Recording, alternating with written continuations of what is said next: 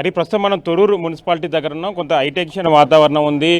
ప్రస్తుతం అయితే లోపల కౌన్సిలర్లు గెలిచిన వాళ్ళు మాత్రం రెండు పార్టీలకు సంబంధించి ప్రమాణ స్వీకారం ప్రక్రియ పూర్తయింది. ఆ తర్వాత కూడా తదుపరి కార్యాచరణ ప్రస్తుతం చూస్తే 7గురు సంబంధించి కాంగ్రెస్ పార్టీ నుంచి 7గురు గెలగా బీఆర్ఎస్ నుంచి 9 మంది గెలిచారు. అదేవిధంగా ఎక్స్ అఫీషియో సభ్యులు స్థానిక ఎమ్మెల్యే అదేవిధంగా ఎంపీ ఇద్దరు ఎక్స్ అఫీషియో ఓట్స్ సంబంధించి ఉపయోగించుకున్న నేపథ్యంలో ఇద్దరు సమానం అయిన నేపథ్యంలో తదుపరి కార్యాచరణ ఏ విధంగా ఉంటుందన్నది చూడాలి. వాయిదా పడుతుందా లేకుంటే ఏం జరుగుతుంది అన్నది మాత్రం కొంత సస్పెన్స్ సంబంధించి వ్యక్తం అవుతుంది. ఇప్పటికీ ఇక్కడ లోకల్ కూడా బీఆర్ఎస్ అదేవిధంగా కాంగ్రెస్ పార్టీ శ్రేణులు పెద్ద ఎత్తున మున్సిపాలిటీ వద్దకు చేరుకున్న నేపథ్యంలో భారీ ఎత్తున కూడా ఇక్కడ పోలీసు సంబంధించిన బలగాలు దిగాయి. ఎక్కడ ఎటువంటి అవాంఛనీయ సంఘటనలు, ఎందుకంటే ఉదయం పెద్ద ఎత్తున ఘర్షణలు జరిగాయి. రెండు పార్టీలకు సంబంధించిన కార్యకర్తలు ఒకరినొకరు దాడి చేసుకున్న నేపథ్యంలో సంబంధించి ఎస్పీ శబరీష్ కూడా ఇక్కడ రంగంలో దిగి పరిస్థితిని ప్రస్తుతం అదుపులో తీసుకొచ్చే ప్రయత్నం సంబంధించి చేస్తున్నారు. మొత్తం ఎక్కడికక్కడ భారీ గేట్లు తొర్రూరు మున్సిపాలిటీ చుట్టూ కూడా బారిగేట్లు ఏర్పాటు చేశారు. ఎవరిని కూడా లోపలికి సంబంధించి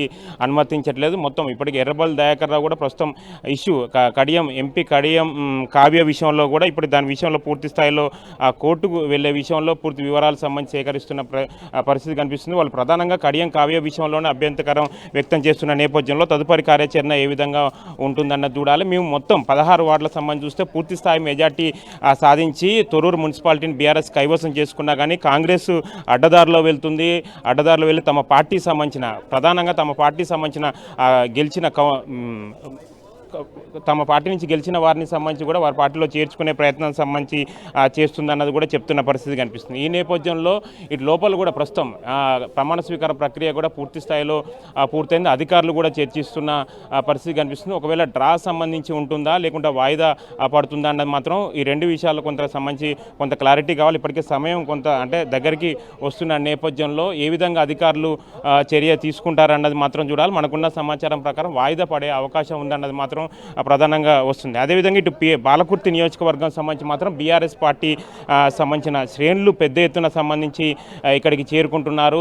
మొత్తం ఏం జరుగుతుందన్న ఉత్కంఠ ఉంది. కాంగ్రెస్ పార్టీ కూడా అంటే ఇద్దరు చాలా ప్రెస్టేజ్గా తీసుకున్నారు. లోకల్ ఎమ్మెల్యే యశస్విని రెడ్డి కాంగ్రెస్ ఎమ్మెల్యేతో పాటుగా మాజీ మంత్రి బీఆర్ఎస్ ఎర్రబల్ దయాకర్ రావు ఇద్దరు ప్రెస్టేజ్ చాలా సీరియస్గా తీసుకున్న నేపథ్యంలో తొర్రూరు మున్సిపాలిటీ సంబంధించి చైర్మన్ పీఠం ఎవరికి దక్కబోతుందన్నది మాత్రం నిమిషానికి ఒక ఉత్కంఠ వాతావరణం సంబంధించి ఉంది. ఎర్రబల్ దయాకర్ రావు కూడా ఎట్టి పరిస్థితుల్లో తొర్రూరు మున్సిపాలిటీని వదులుకోవడానికి సిద్ధంగా లేరు. ఏ విధంగా అయినా ముందుకెళ్లాలనే ఉద్దేశంతో కూడా ఇప్పటికే వారి పార్టీ నుంచి గెలిచిన వారిని ఎవరిని కూడా కాంగ్రెస్ వైపుకు వెళ్ళనీయకుండా జాగ్రత్తలు తీసుకునే ప్రయత్నం సంబంధించి చేస్తున్నారు.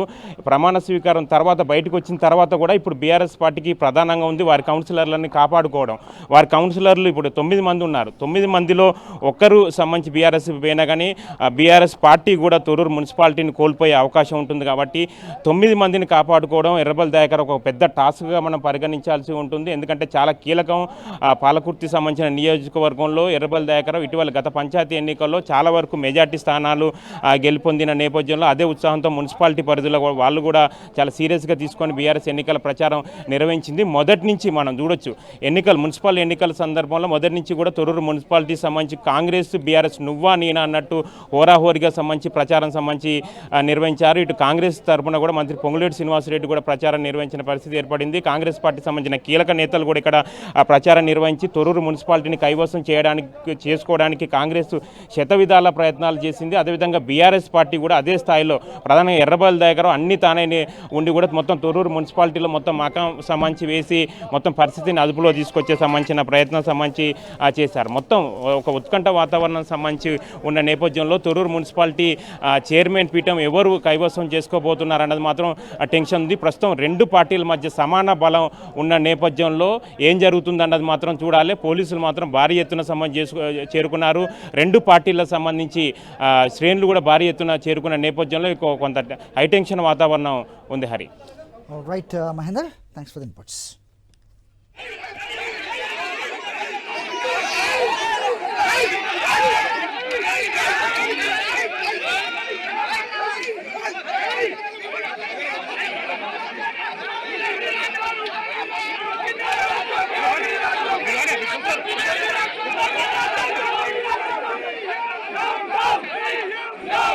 వచ్చి ఓటింగ్లో పాల్గొనే విధంగా చేసిన పరిస్థితి. దీంతో పాటు ఇబ్రాహీంపట్నంలో 19వ వార్డు నెంబర్కు సంబంధించిన కౌన్సిలర్ను కూడా బంధించారు.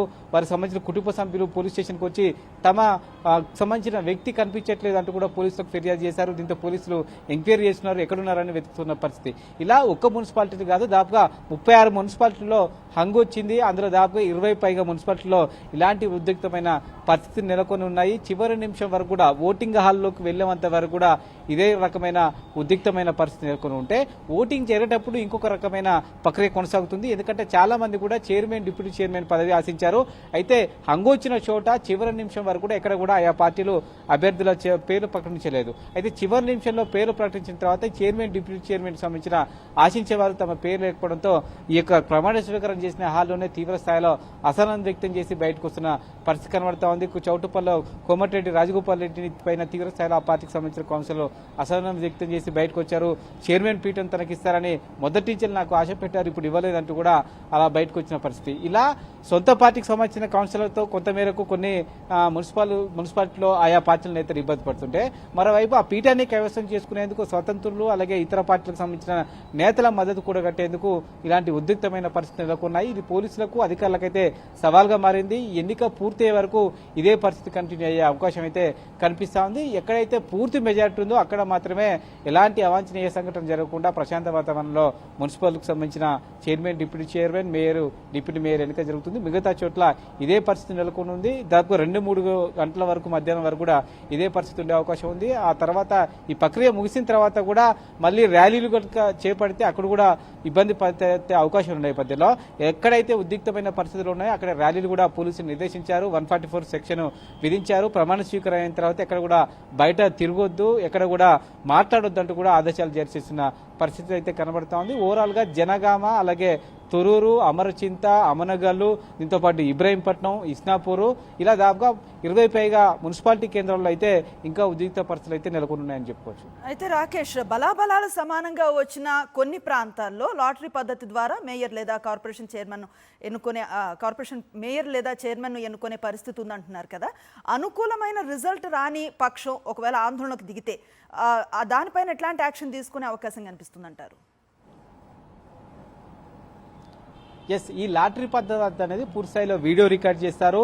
అలాగే ఒక పేరు కాకుండా ఎవరైతే సంబంధించిన ఇరు వర్గాలకు సంబంధించిన మేయర్, డిప్యూటీ మేయర్కి సంబంధించిన ప్రతిపాదిస్తారో ఆ పార్టీలకు సంబంధించి ఒకే పేరునే 5 స్లిప్లలో రాస్తారు. ఓవరాల్ గా 2 పార్టీలకు సంబంధించి 10 స్లిప్లలో రాసి ఎవరైనా సంబంధించి అక్కడ ఉన్న అధికారి కేవలం ఒక స్లిప్ అయితే ఇస్తారు. అది దానికి సంబంధించిన పూర్తి స్థాయి వీడియో రికార్డు ఉంటుంది. అక్కడ ఇరుపక్షాలకు సంబంధించిన ముఖ్య నేతలు, కౌన్సిలర్ల సమక్షంలో ఈ ప్రక్రియ అంతా చేస్తారు. కాబట్టి ఎవరు కూడా అభ్యంతరం చెప్పడానికి అవకాశం ఉండదు. ఒకవేళ అభ్యంతరం చెప్పినప్పటికీ పోలీసుల సహాయంతో వారిని పక్కకు పంపిస్తారు తప్పితే ఎన్నికలకు సంబంధించి ఎటువంటి ఇబ్బంది జరిగే అవకాశం ఉండదు. ఎందుకంటే లీగల్ గా ఎస్ఈసి రూల్ ప్రకారమే ఆ ప్రక్రియ అంతా కూడా చేయాల్సి ఉంటుంది. ఆ ప్రక్రియకు సంబంధించి ఎస్ఈసి ప్రత్యేకమైన రూల్స్ కూడా ఫ్రేమ్ చేసిన నేపథ్యంలో ఆ రూల్స్ అనుగుణంగా లాటరీ పద్ధతి కనుక తీస్తే ఎటువంటి ఇబ్బంది జరిగే అవకాశం లేదు. అయితే రాజకీయంగా చాలా వరకు కూడా పదవి రాని లాటరీలో ఓడిపోయిన వారు అభ్యంతరాలు వ్యక్తం చేస్తారు. కానీ దాన్ని పెద్దగా అధికారులు అయితే పట్టించుకునే అవకాశం ఉండదు. Right, thank you Rakesh.